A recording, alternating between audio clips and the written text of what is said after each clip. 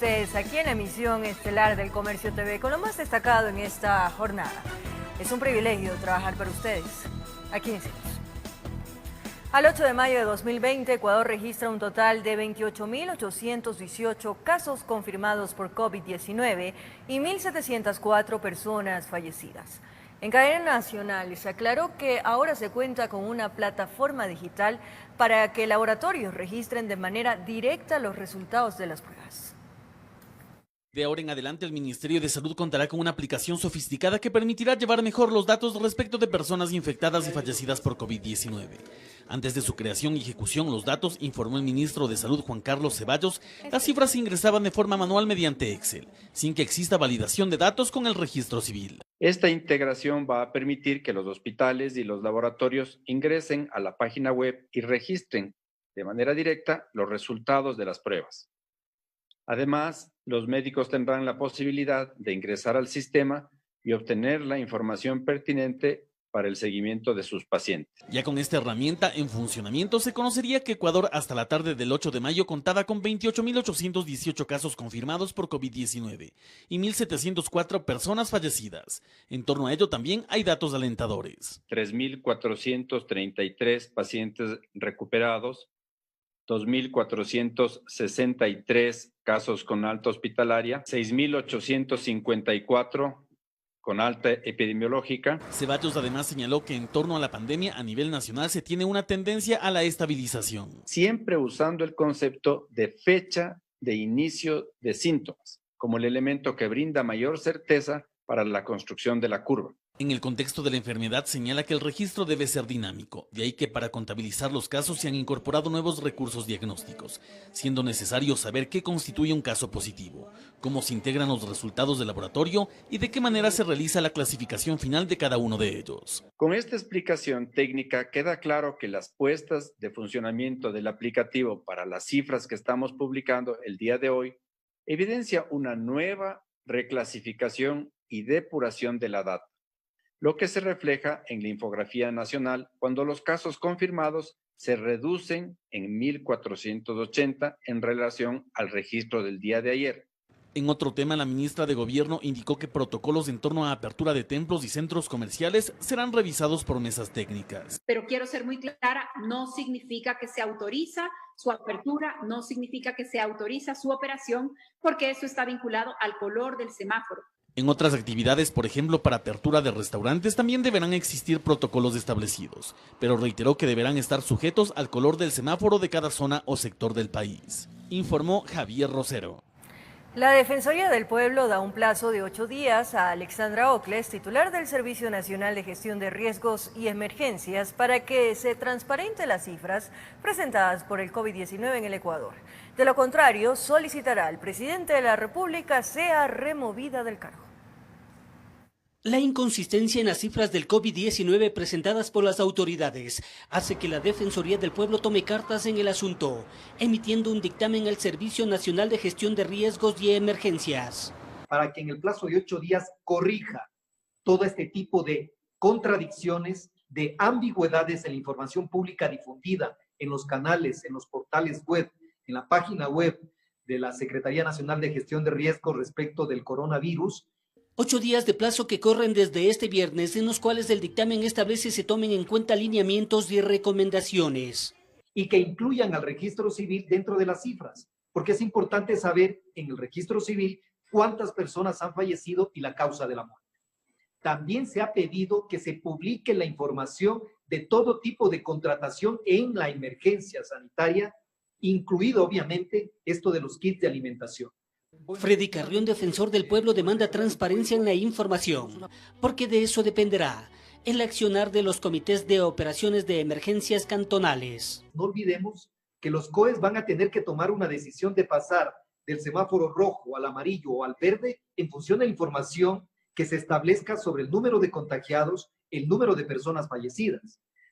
De no cumplirse las demandas, se exigirá la dimisión de Alexandra Ocles, titular del Servicio Nacional de Gestión de Riesgos. En los 8 días habrá la evaluación si ha cumplido o no ha cumplido. Obviamente, en el evento de no haber cumplido, emitiremos el informe respectivo al presidente de la República solicitándole la destitución. Al respecto, en días pasados, Javier Solórzano, viceministro de Salud, justificó por qué la ambigüedad en los datos proporcionados.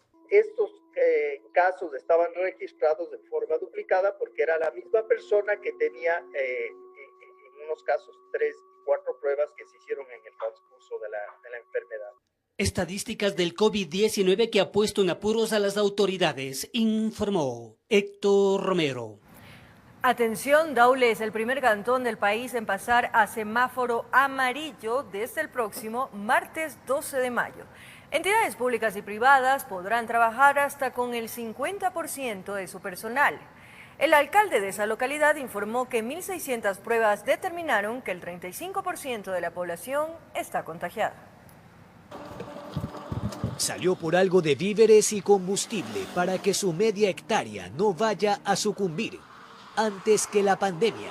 Muy mal, especialmente ahora que vino la Honduras, se nos ahogaron una parte de arroz, doble castigo. Franklin Camba vive en la finca Boquerón, Daule. Su anhelo se materializó esta mañana en el COE cantonal, donde anunciaron el martes 12 de mayo bajan a amarillo. La idea es de que salga el jefe de familia a trabajar porque necesita llevar el sustento a su casa, pero que el resto de la familia quede en su casa con un centro de salud nuevo que está atendiendo las 24 horas al día, con las clínicas nuevas municipales que están atendiendo a 200 pacientes diarios. Daule tiene 300.000 habitantes y según el COE nacional, el tercer cantón con más contagios en Guayas. Tras la masiva formulación de pruebas, el alcalde dice tener un mapeo más sensato. Que el 35% de la población de Daule ya presentó la enfermedad y al momento están sanos. Nosotros teníamos de 35 a 40 fallecidos diarios. Fue bajando notablemente a tal punto que llegamos ahora al momento de 3 a 4 fallecidos. Entidades públicas y privadas podrán trabajar solo con el 50% de personal y todos los protocolos. Locales comerciales hasta el 40% del aforo. Toque de queda empieza a las 18 horas. Buses hasta el 30% de su ocupación. Vehículos particulares saldrán 2 veces a la semana. Los domingos, ninguno. Porque si es hora más atrasada, peor va a ser la cosa. ¿Por qué?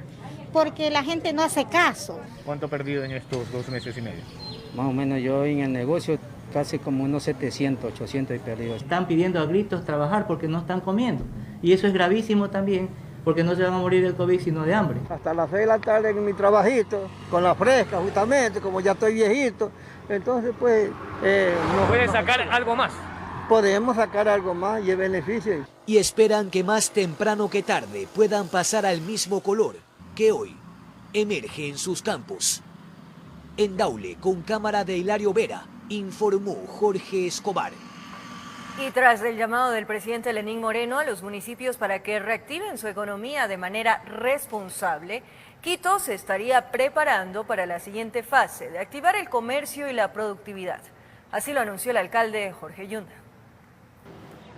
Luego de casi 2 meses de restricciones en la ciudad de Quito por la emergencia sanitaria, se podría reactivar la economía. El alcalde Jorge Yunda en su cuenta de Twitter publicó: con estrictas medidas sanitarias estamos listos para garantizar la seguridad de los trabajadores en una gran mayoría de actividades productivas. Esta reacción se da luego del llamado del presidente Lenín Moreno a los municipios para que vuelvan a activar la economía, pero de manera responsable. Para el vicealcalde de Quito, Santiago Guarderas, la reactivación económica requiere de un proceso conjunto con el gobierno. Trabajo de coordinación entre el gobierno nacional y los municipios. Yo no creo que aquí se trata de dejar a un lado las competencias, de entregarlas. No hay, por otro lado, una delegación expresa. Señala que en Quito la situación es compleja, ya que en este mes se podría conocer el comportamiento del virus, por lo que es un reto activar el comercio y la productividad. Es decir, esta curva que queremos nosotros que ya esté en forma de meseta o al menos aplanada, pero en el caso de Quito todavía esta situación no es así. Mientras que el sector industrial está a la espera de la aprobación de protocolos para que distintos sectores puedan despegar, por lo que solicitan flexibilidad en ciertas medidas restrictivas. que nos aprueben los protocolos para los distintos sectores. Es fundamental que ya estas industrias que lamentablemente han pasado paralizadas puedan entrar dentro de un proceso de producción. Pablo Zambrano, presidente de la Cámara de Industrias y Producción, menciona que las pérdidas ascienden a 11.000 millones de dólares en ventas, por lo que es necesario que el sector productivo se active. De esta manera podamos nosotros tener una vuelta poco a poco, paulatinamente, con los más altos estándares de seguridad, a la nueva normalidad. En la primera semana del cambio de etapa al distanciamiento social, 221 municipios permanecieron con el semáforo en rojo y 166 notificaron que se mantendrán con esta medida hasta el 31 de mayo. Informó Priscila Cadena. Más de media docena de personas fallecidas por presunto COVID-19 se registró en el Distrito Metropolitano de Quito durante una semana. Solo en un día, los organismos encargados asistieron a 3 procedimientos. En la parroquia de Yaruquí, lamentablemente, a una anciana de 91 años de edad aparentemente le venció el coronavirus. La mujer murió en casa, hasta donde llegaron los organismos encargados para el respectivo levantamiento del cadáver. Ya está confirmado con el señor representante del Ministerio de Salud Pública, el doctor, manifestando que se trata de un caso confirmado de COVID. Este fue el segundo levantamiento realizado en el día por los equipos del Ministerio de Salud, ENGIRS y Criminalística. En estos casos se activan todos los protocolos sanitarios para evitar posibles contagios. Los familiares indican que hace 3 días atrás se ha encontrado en un asilo de ancianos, lo cual ya se ha sentido en un mal estado de salud. Ha acudido a la casa de salud de aquí del sector de Yaruquí. Más temprano, en el casco colonial de Quito, fueron levantados los restos de un adulto mayor quien falleció al interior de un centro de salud público. En este caso, la familia comentó que presentaba todos los síntomas de COVID-19 hace 15 días. No logró recuperarse y el temor que haya más infectados está vivo en el ambiente. El médico que se encontró atendiendo al paciente indica que es una sospecha de COVID por las características y los síntomas que presentaba. Mientras en horas de la noche en el sector de Chilibulo, al sur de Quito, fue levantado otro cuerpo, en este caso una señora de 89 años de edad. La adulta mayor falleció al interior de su domicilio. Un día bastante agitado, 3 levantamientos por presunto contagio de COVID-19, tanto en la mañana, mediodía y noche. Que la ciudadanía no salga de la casa, que nos ayude de esa manera, que juntos combatimos el virus. En una semana, en el Distrito Metropolitano de Quito, los organismos pertinentes han levantado más de media docena de cadáveres, todos por presunto COVID. Lo lamentable, la gente sigue muriendo y sin pruebas. En Quito informó Iván Casamen. Congestión vehicular, comercio informal y largas filas de ciudadanos quienes esperan realizar compras y trámites bancarios. Fue el panorama que se registró en el Valle de los Chillos y en el sur de la capital. El ingenio de la comunidad para subsistir durante la emergencia sanitaria cada día es más evidente. Muchas personas cuyo trabajo fue suspendido debido al confinamiento aseguraron que luego de un mes de aislamiento sus pocos ahorros se terminaron. Como Esteban, quien laboraba en una lavadora de autos y ahora desinfecta vehículos. No hay qué más decir que salir a las calles a ver que se saca algún centavito para comer. Ya casi 15 días estoy aquí. Mientras otras personas con mucha fe y las precauciones necesarias esperan en fila fuera de las entidades bancarias para realizar sus trámites, los cuales mencionaron no pueden efectuar desde sus hogares. Tuve que venir obligadamente acá al banco, pero yo no salgo, yo me mantengo en la casa. Yo confío en Dios, Él me acompaña a todo lado y tengo la seguridad de que no me va a pasar nada. En tanto, los controles vehiculares continúan. En los puntos establecidos por policías y militares se revisan los salvoconductos y documentos de conductores y acompañantes. Es para el bienestar de nosotros mismos, bueno, yo estoy ahorita que no es mi número de placa, pero tengo el salvoconducto porque estoy entregando pinturas a domicilio. En sectores como Sangolquí, Nocoto, ubicados en el Valle de los Chillos, se registró una gran carga vehicular y en algunas zonas del sur de Quito, las veredas lucieron llenas de comerciantes informales y peatones, informó Sofía Vintimilla. Más adelante, luego de nuestra primera pausa en la emisión estelar del Comercio TV en Quito, se incauta droga que era transportada por repartidores de comida. Varios ya han sido detenidos. Para el segundo debate de la Ley de Apoyo Humanitario. 2 bancadas decidieron presentar por su lado informes de minoría. Y de El capítulo 1 sobre las contribuciones solidarias fue la manzana de la discordia en la Comisión de Desarrollo, que no logró obtener el visto bueno de todos sus miembros, aunque una mayoría votó a favor de que se mantenga el aporte de personas naturales con una base de $2.500, mientras que para las empresas la contribución será para aquellas que hayan tenido ingresos desde los 2,5 millones en adelante. Esperemos sea de beneficio para los ecuatorianos. Este informe además reintegra el artículo 5, referente a la contribución sobre bienes inmuebles en el Ecuador de propiedad de sociedades domiciliadas en paraísos fiscales. Insisto, tienen esos grupos económicos que contribuir. Por otro lado, se eliminó la posibilidad de que estos aportes se pueda deducir como crédito tributario, pero entre los mecanismos sociales se incluyó artículos para abrir líneas de crédito para reactivar la economía y se reprogramen deudas crediticias. En la línea de diferir y ampliar los plazos de los préstamos tanto en el sistema financiero como no financiero. También, entre otros beneficios, se mantiene la reducción del 10% a la tarifa del servicio eléctrico durante los meses de marzo, abril, mayo y junio, y se sostiene que habrá una reducción de las pensiones educativas, pero en base a un informe que deberá presentar el Ministerio de Educación sobre los costos de la educación presencial frente a la virtual. Aunque hay un reconocimiento a todos estos beneficios sociales, dos bancadas, Creo y los socialcristianos, ya adelantaron que irán al Pleno con informes de minoría cada uno. Porque esta no es la salida a la crisis del Ecuador. Con esto se va a acabar. Más empresas, más negocios. No podemos crear nuevos impuestos. El tiempo me dará la razón cuando vengan pronunciamientos de la Corte Constitucional en ese sentido. La convocatoria al segundo debate se realizará la próxima semana, pues el tiempo corre y esta ley debe ser aprobada o negada hasta el viernes 15 de mayo, informó Carolina Basante. El sector productivo y gremios de trabajadores manifestaron su rechazo a la ley humanitaria que se tramita en la Asamblea Nacional. Piden a los legisladores su archivo. Más de 50 gremios del sector productivo firmaron este comunicado en el que piden a la Asamblea archivar el proyecto de ley humanitaria porque la califican como confiscatoria e inconstitucional.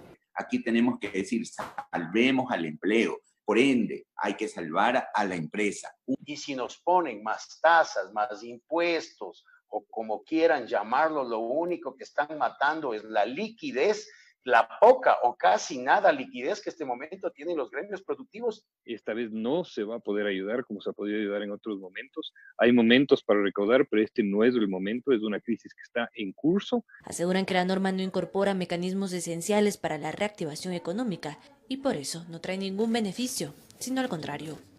Va en contra de la dirección que el planeta entero está tomando para sostener los empleos gravemente afectados. Dicen que presentarán sus propuestas alternativas a esta ley. Hay donde ahorrar en el tema de la focalización en el subsidio, de la renegociación de la deuda externa, y hay donde ahorrar en la cantidad de gastos suntuarios que tiene el gobierno.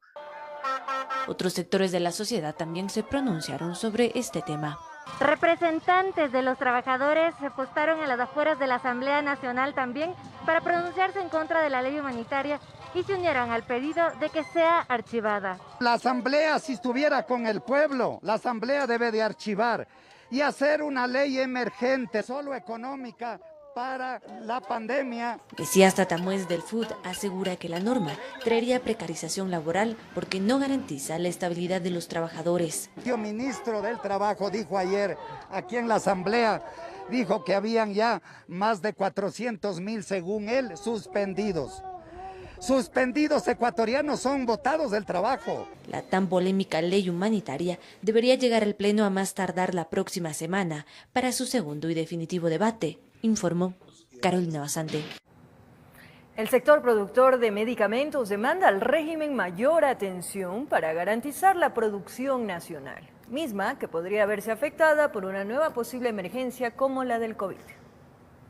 La aplicación de ciertos protocolos de bioseguridad para precautelar la integridad del potencial humano hace que la industria farmacéutica nacional opere con relativa normalidad al 60% por la emergencia sanitaria. Una de las grandes lecciones que deja la pandemia en estos días es que hay algunos sectores, y principalmente todos aquellos relacionados con el sector salud, que son estratégicos y que deben ser reforzados, promovidos, desarrollados para tener seguridad mínima frente a problemas como lo que estamos viviendo.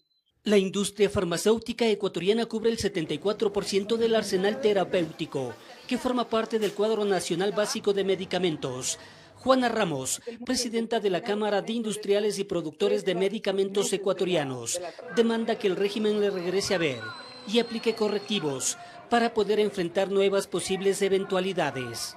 En ese momento que todos los países del mundo se cierran y desean tener a su disposición la mayor cantidad de medicamentos y de insumos médicos para proteger a su población, el Ecuador se ha quedado desprotegido básicamente porque no tiene autonomía en materia de recursos farmacéuticos y recursos de insumos médicos. Se calcula que alrededor de 100.000 familias ecuatorianas están vinculadas directamente al sector farmacéutico. Es un sector que impide que las divisas salgan del país. Demos las condiciones para que se pueda desarrollar, para que pueda crecer, para que pueda iniciar procesos de investigación y desarrollo con suficiente solidez. Eso creo que es el papel del gobierno hoy. La titular de la Cámara espera tener mayor información para referirse al Sistema Único de Adquisición, anunciado por el gobierno con motivo de la emergencia sanitaria. Que tendríamos que ver en qué condiciones se va a entregar la distribución, cuánto le va a costar al país, cuánto tiempo, por cuánto tiempo será la contratación. Informó Héctor Romero. Como lo anunciamos, operativos antidrogas deja como resultado sustancias sujetas a fiscalización y varias personas detenidas.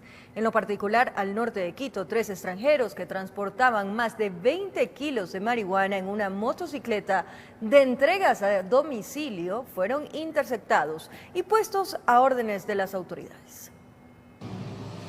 Como si fuera poco, en pleno estado de emergencia los malhechores se dan modos para burlar los controles policiales y así circular toda clase de ilícitos. Pero esta vez, su modus operandi les resultó inútil. Tranquilo. Este video que ahora circula en redes sociales da muestra de la captura de 2 ciudadanos que habrían estado transportando sustancias sujetas a fiscalización en una motocicleta. Y es que esta entrega a domicilio fue la pantalla perfecta para el cometimiento del supuesto ilícito. En tal virtud, el equipo policial desplegado en esa zona los interceptó. Y es que al realizar el registro de control y documentos, se percatan que estos 2 ciudadanos identificados como extranjeros cargaban consigo 12 paquetes rectangulares envueltos en cinta de embalaje que contenía 15 kilos de marihuana, equivalente a 3.500 dosis de droga. El hecho tuvo lugar en Carapungo, al norte de la capital, en el operativo Amapola 3. Y ahora los detenidos y las evidencias están puestas a órdenes de las autoridades competentes. El desarrollo de estas acciones policiales, coordinadas con varios departamentos de unidades especializadas, dejan como resultado que 41.960 dosis de marihuana no lleguen a perjudicar a la ciudadanía. Informó Ismenia Solórzano. Nueva pausa y más adelante, gracias a sus donaciones, la campaña TBC Te Quiere a Salvo entregó sillas de ruedas y kits de alimentos. Además, les presentamos la historia de madres que trabajan en primera línea durante la emergencia sanitaria. Ya regresamos en TBC. Personas de la tercera edad que las necesitaban de forma urgente. Además, llegamos con kits de alimentos a decenas de familias del barrio Alma Lojana.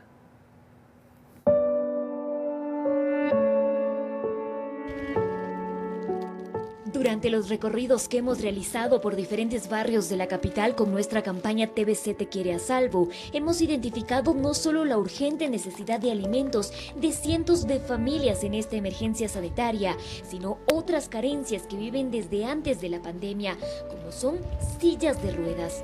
Recordarán el caso de María Ipiales, su padre de 90 años y su madre de 75, ya casi no pueden mantenerse en pie. Y yo sí les solicitaría, por Dios, que me ayuden con una sillita de ruedas para mi mami. Para mi papi, bueno, él utiliza, como ustedes ven, él utiliza sondas. Tiene cáncer prostático. María señala que los recursos económicos en su hogar no alcanzan ni siquiera para una silla de ruedas, mucho menos para 2. Pero este clamor fue escuchado por todos nuestros amigos televidentes y bastó un día para que se contactaran con nosotros y fuimos casa por casa a recolectar su ayuda. No, pues en sentido de colaboración, y qué penoso uno no tener más más dinero, más cosas para ayudar. Simplemente colaborar con la gente. Le hago esta donación con mucho gusto, la alegría de saber si es que le puede servir a alguien. Y fue exactamente eso lo que llegó a la casa de María y de sus padres con estas 2 sillas de ruedas. Con mucha alegría, con mucha emoción. Señorita, ustedes también que hacen el reportaje, Dios les pague, les agradezco mucho, mucho y que Diosito les bendiga y les dé el triple.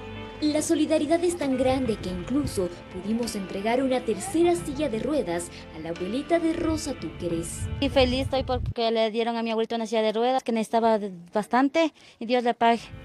Pero no solo esto, además entregamos kits de alimentos a estas familias y a los vecinos del barrio Alma Lojana. Nosotros agradecemos mucho a las personas que tienen buen corazón, que les apoyan a ustedes y a ustedes igual muchísimas gracias, que Dios les bendiga por el esfuerzo y el sacrificio que hacen para poder llegar a nosotros. Muchas gracias a esa gente que ha hecho posible hacer llegar esta ayuda en estos momentos tan difíciles que nos encontramos en los hogares, ya que no podemos hacer nada para poder mantener a nuestros hijos. Por historias como estas, TVC Te Quiere a Salvo continúa haciendo el llamado a las familias, a los ciudadanos, a la empresa privada, a sumar su contingente para seguir llevando mejores días a cientos de familias capitalinas que necesitan de nuestra ayuda en esta emergencia sanitaria.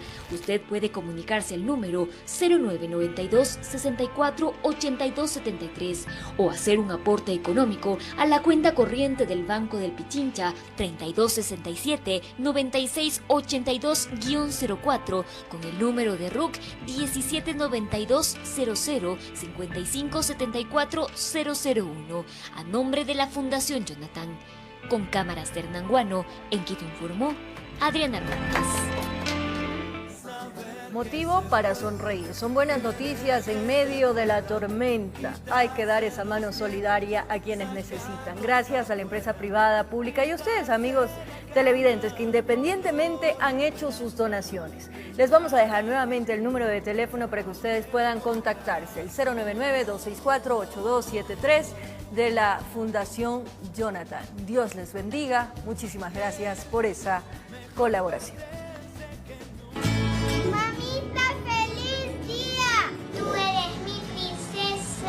Mamá, te amo con todo mi corazón.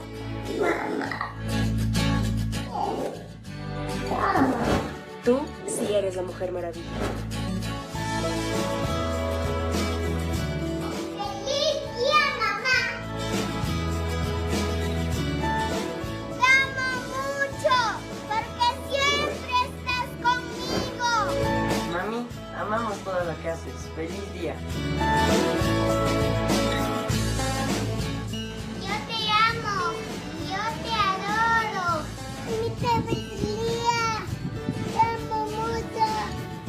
Te amo, mamá. ¡Feliz Día de las Madres! ¡Feliz día a todas las mamitas!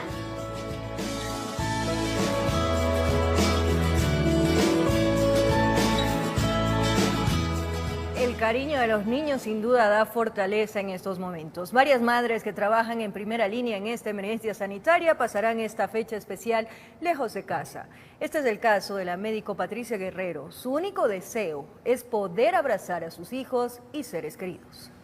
Ella se juega la vida para que los suyos la vivan completa. Iba pintando sonrisas donde solo había tristeza. Es un trabajo en el que no se descansa y los turnos son largos. En las salas del hospital se atienden los casos complejos de contagiados de COVID-19 y quien está a cargo de la unidad de urgencias de adultos es la médico Patricia Guerrero. Ella es madre porque vale. Su único deseo por el Día de la Madre es poder abrazar a sus 2 hijos. Llevamos más de un mes y medio en este proceso y siempre hace falta ese abrazo. El darles la bendición de cerca, darles un abrazo fuerte, una caricia, un beso. Entonces son todas estas cosas que al momento no se las puede tener. Alejarse de sus hijos y seres queridos no ha sido fácil. Todos los días recibe mensajes de cariño y admiración por su trabajo en la lucha contra el coronavirus.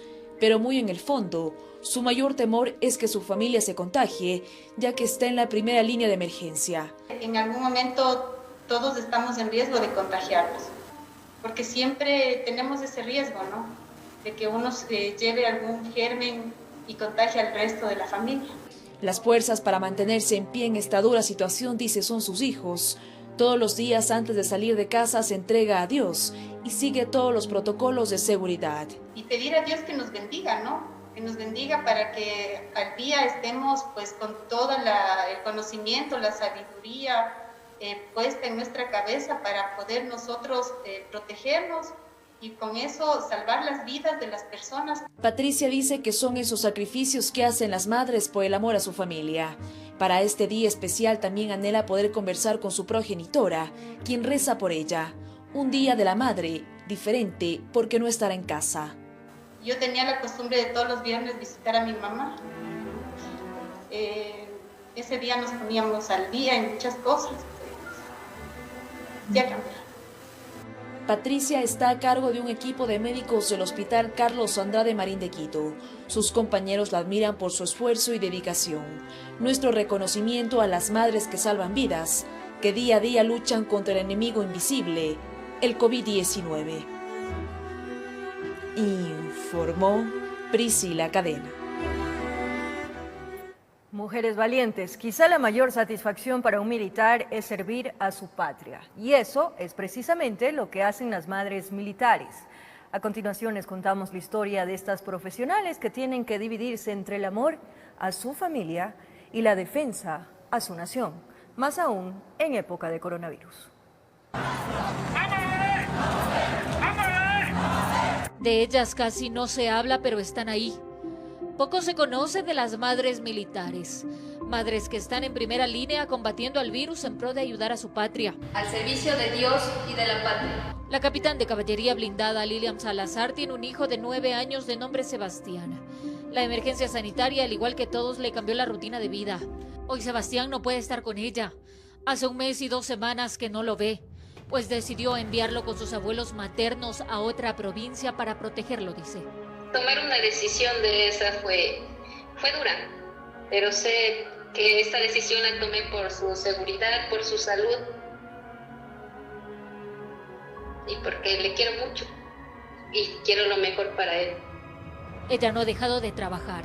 Hace guardias normalmente y por temor de llegar a casa contagiada tomó la decisión, pues cumple sus actividades en la Seguridad Social de Fuerzas Armadas, donde reciben y envían pruebas de coronavirus. Por ahora, la capitán y su hijo se tienen que conformar con el uso de la tecnología para poder comunicarse. Me dice, mami, ¿cuándo viene?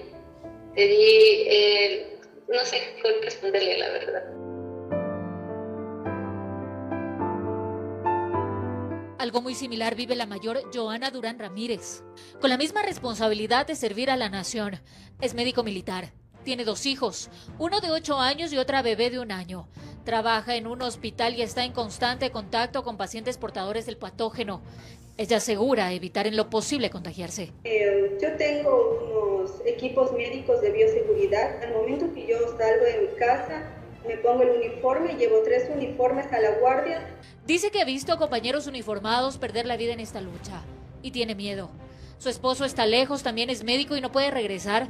Vive con sus pequeños, uno de ellos enfermo de asma. Cuando yo estoy en la guardia, yo no me saco la mascarilla todo el día, así la mascarilla me lastime, así me pique.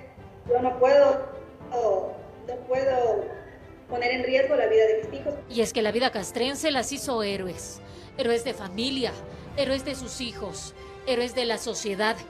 Pero tras ese uniforme hay un corazón de madre lleno de amor, que hoy más que nunca las necesita de pie y en defensa de su patria.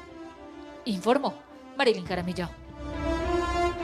Y a propósito del Día de la Madre, que se celebra este domingo, la banda de las Fuerzas Armadas le rindió una serenata a la reina del hogar en el barrio Divino Niño, al sur de la capital. Los uniformados entonaron varios temas musicales. Los vecinos salieron a sus balcones a disfrutar de este sentido homenaje. Al ritmo del chulla quiteño y otros temas, la banda de la Fuerza Aérea Ecuatoriana les regaló a las mamás del barrio Divino Niño al sur de Quito una serenata, Hubo quienes salieron a los balcones, los que también disfrutaban de la música, aplaudiendo y gritando de felicidad. Ese era el objetivo, llevar un poco de alegría. Muchas gracias, muy bien, y agradecerles que Dios les bendiga porque eso nos hace falta, nos hace fuerza y que Dios nos bendiga a todo el Ecuador.